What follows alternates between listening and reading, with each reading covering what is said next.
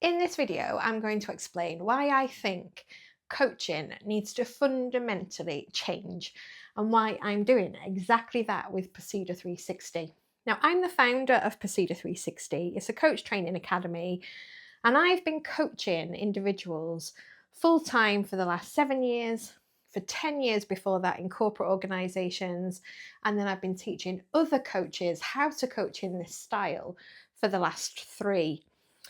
Now, when I say traditional coaching needs to change, I'm coming from a place of recognizing how human behavior works and how, therefore, coaching isn't set up to help. And I'm very specifically focusing on what I call the silent middle. Now, these are a group of people, very expansive group of people, who are operating at a position of, I'm fine. But I'm not really fine. I'm just pretending to be fine. So they're not the people who would rock up at the GP surgery and get access to mental health provision through the NHS. They're not those people. They're not the people necessarily who are in the talent pools at work who get access to executive coaching. These are the people who are doing really well on the surface. They have a lot of responsibility at home and at work, and they have to hold everything together for everyone.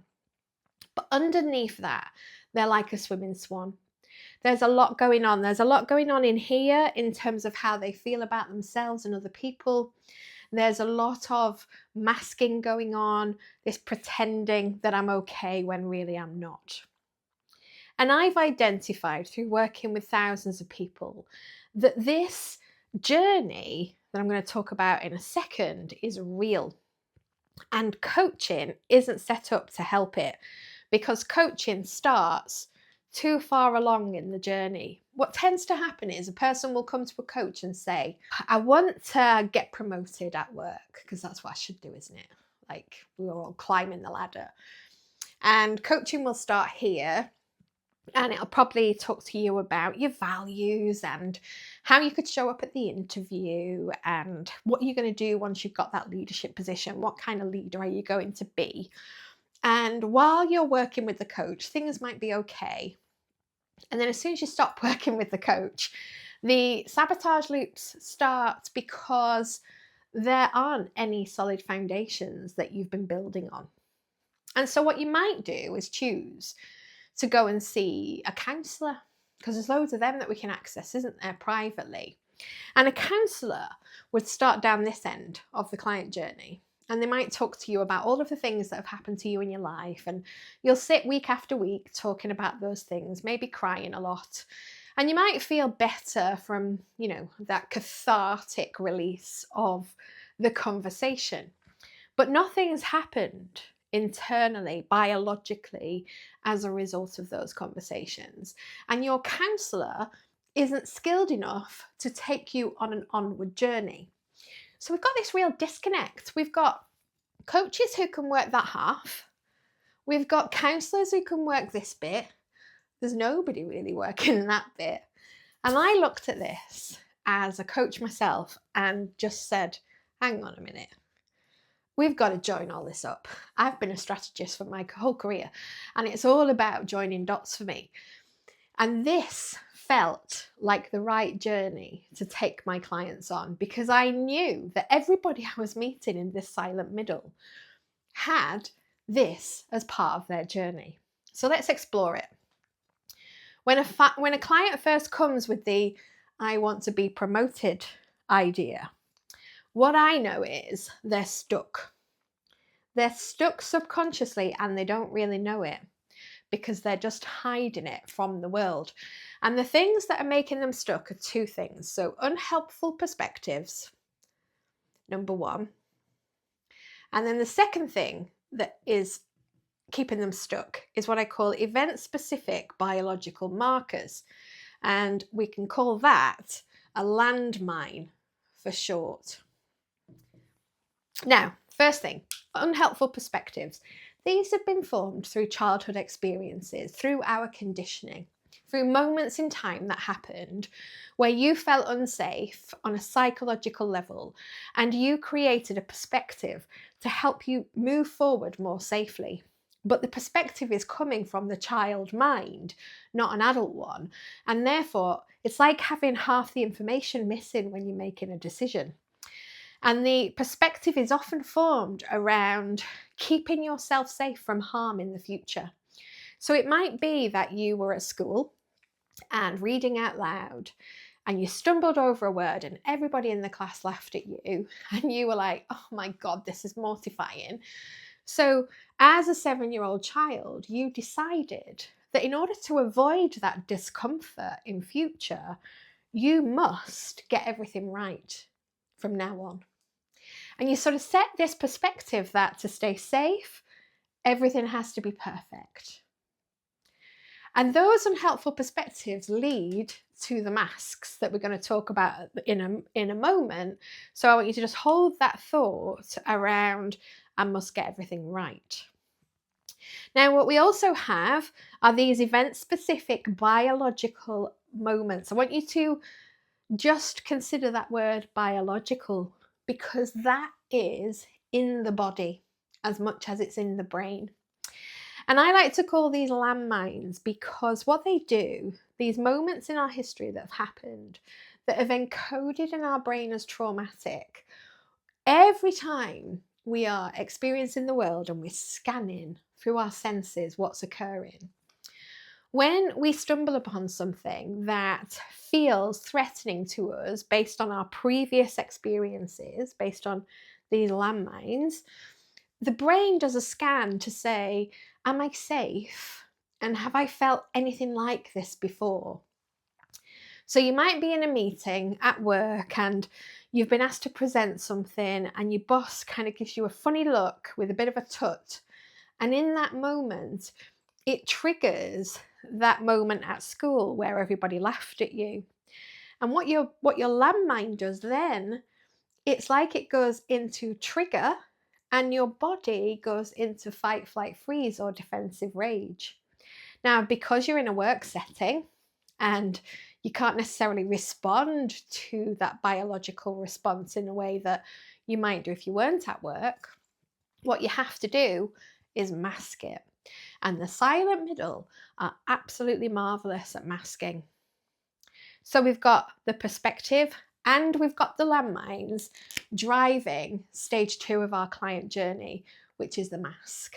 And I've identified 4 key masks that people wear. The first one is the perfectionist. The second one is the people pleaser. And then we have, you can tell I'm not a perfectionist with this writing, can't you? Then we have the persecutor.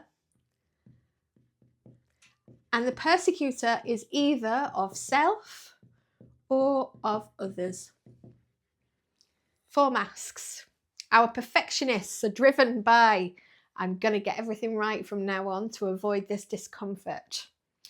The people pleasers are all about being needed, liked, being part of the crowd, being accepted.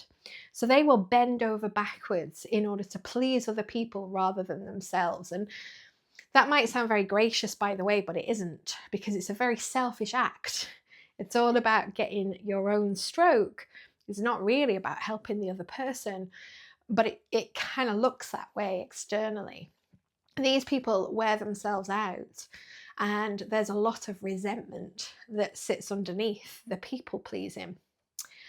The persecutors are interesting. We've got persecutor of self. So if something goes wrong, it's immediately my fault. Everybody doesn't like me. The world has it in for me. And I have no agency to help myself or my life. Versus a persecutor of others who, when anything goes wrong, it's everybody else's fault.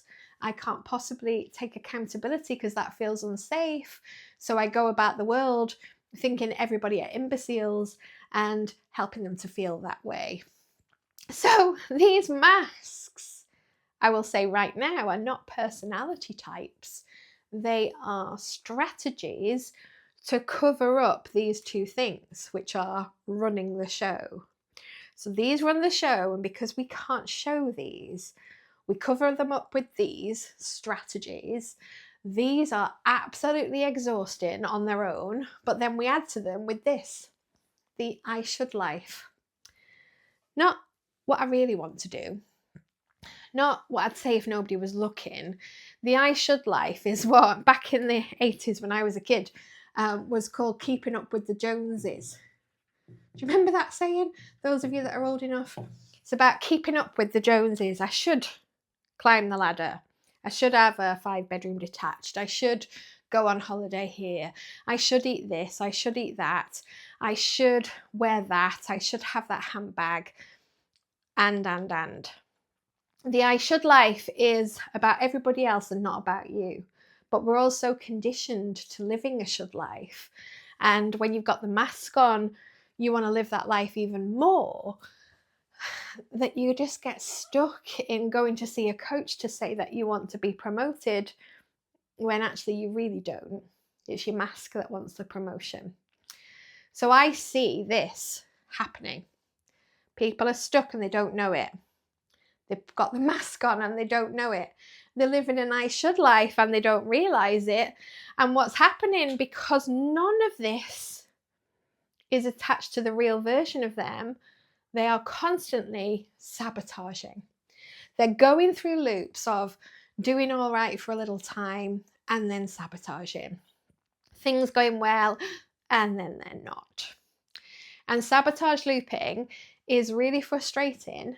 It's really natural though when you're in this journey. And so traditional coaching starting there is no good. Counselling starting here and ending there is no good.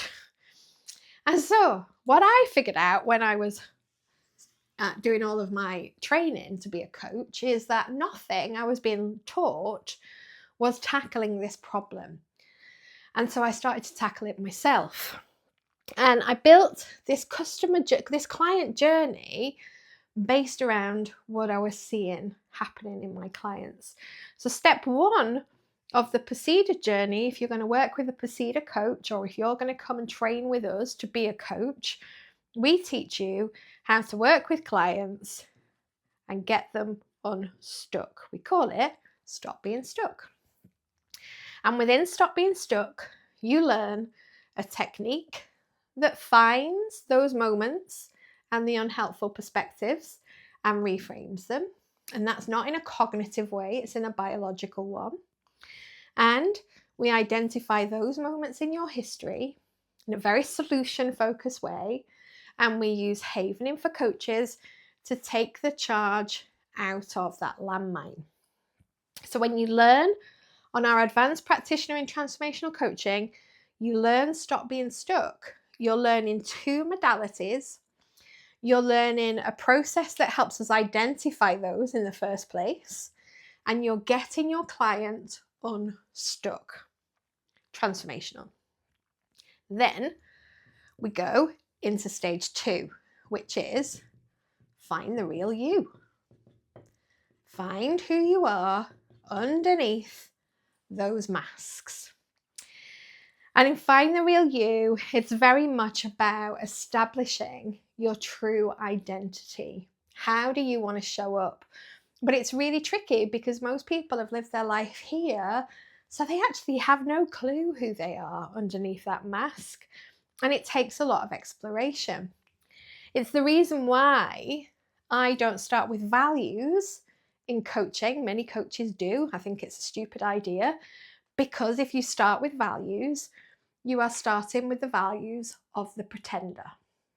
Whereas if we do this bit first, and then as part of Find the Real You, we start to look at values, we get more closely aligned with the real version. Once we've started to work here and the client is experimenting with being the real them, they'll go through something that I call push me, pull me, which is I would normally behave like this in this situation, and I don't feel like I want to because the new perspective is driving rather than the old one. But I don't actually know what I'm meant to do. So we have to have a period of learning and unlearning and relearning through the find the real you phase. But from that position then, we can move out of I should into a life you love. So we start to create a life that you love. And what I've found so many times is that the clients who come to me and say, I want to get promoted, and I go, okay, let's start here. By the time we've gone to here, they don't want to get promoted anymore. This could be a matter of weeks, by the way. It's not a long process, but they recognize that they don't want to get promoted. That isn't what they want. They might want to go and set up their own business, or they might want to be more creative in a different organization. But often what they think they want at the start is not what they want when they've gone through this process, because the real them is able to shine through. From that position then, once you're living a life in congruence with who you are on the inside, what we can then do is the last phase, which is flourish rather than sabotage. That's terrible writing. Flourishing for me is where positive psychology comes in. So if you're learning with us, Advanced Practitioner in Transformational Coaching teaches this bit. Our Master Practitioner teaches this bit of the journey. And then our Positive Psychology Coach teaches the last bit. It's kind of like if you've got all of this in place and you try and apply positive psychology, it's a bit like putting lipstick on a pig, I say. You're doing it in the wrong order. Whereas if you've got all these solid foundations and you live in an authentic way, in congruence with the real you, then all of the aspects from positive psychology you can then utilize from a position of stability. And they have an enormous impact in terms of helping you live a life in a resilient, flourishing way. And so this is, for me, the future of coaching. This is the Pasida 360 way, and it is changing the game. Coaches who come and train with us, who've trained in the traditional style, say they will never go back to starting there. Counsellors and therapists who come and train with us, who have been trained in the traditional style, say that they finally have a way to get clients properly unstuck rather than just talking about it. And they then can help clients to move forward. And most importantly, clients who are investing in this stuff have a life-changing, transformational experience that lasts beyond the 6 sessions. This is a legacy for life, a legacy for a life that you'll love. And if you want to train with us, now is the time. This is going to make you, as a coach, fit for the future. Because believe me, AI cannot overtake this. So come train with us at Pasida 360.